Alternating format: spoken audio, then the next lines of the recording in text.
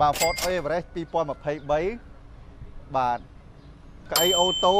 បាទដំបូលបើក full option បាទទីធានាបាទម៉ាស៊ីនគឺថានៅស្អាតតែម្ដងប៉ុង2បាទតោះអញ្ចឹងយើងមកមើលខាងមុខ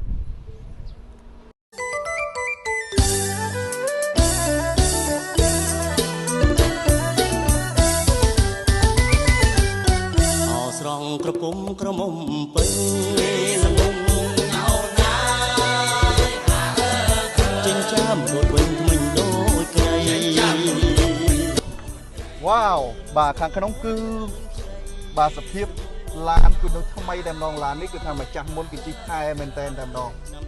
យាយទៅប្រព័ន្ធ Ford គឺ sensor full option បាទកៅអីអូតូមុខក្រោយបាទដំបូលនេះបើកបាទហើយខាងក្នុងនេះគឺពណ៌វាលេងពណ៌ខ្មៅទាំងស្បែកទាំងប្រអប់លេខបាទគឺ023ទេធម្មតា023គឺនៅស្អាតទាំងអស់ហើយបងប្អូនណាបាទអញ្ចឹងចំណែកតម្លៃវិញបាទតម្លៃលក់ជូនបងត្រឹមតែ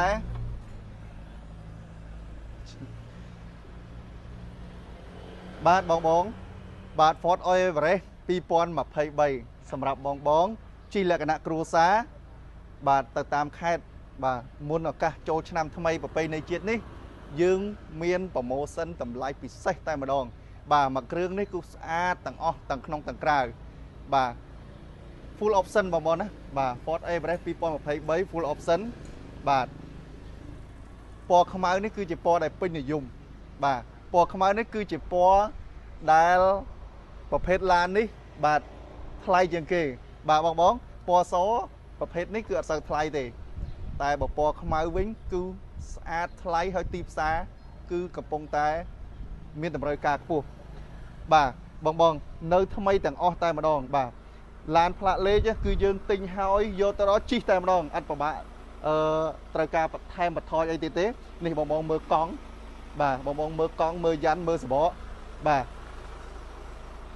ទីធានាបងណាបាទ Ford ឆ្នាំ2023បាទទីធានា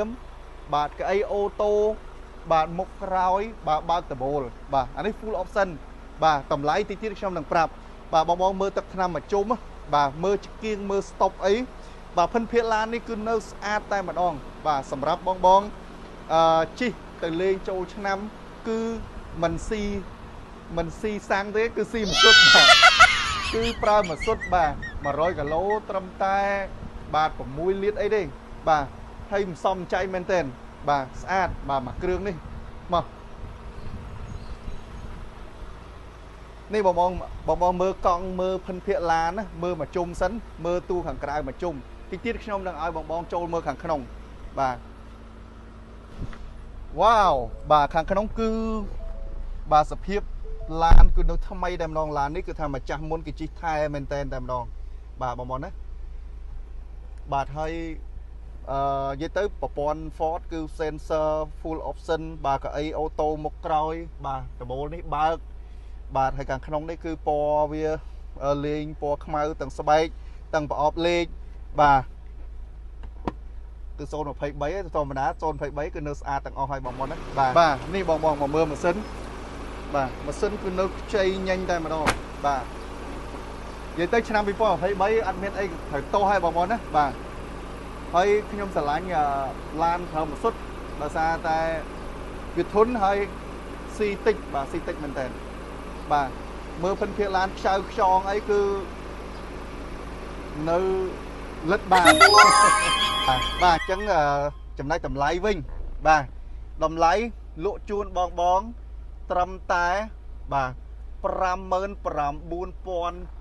ជាងមិនតិចទេបាទអញ្ចឹង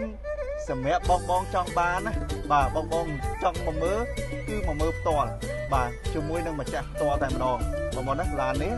បាទអញ្ចឹងបងសម្រាប់ទិញជាងគឺតម្លៃធូរថ្លៃមែនទែនអានេះតម្លៃពីមុន70000ជាងបាទឥឡូវនេះគឺធ្លាក់ឲ្យនៅសល់តែ50ជាងនេះបងណាបាទ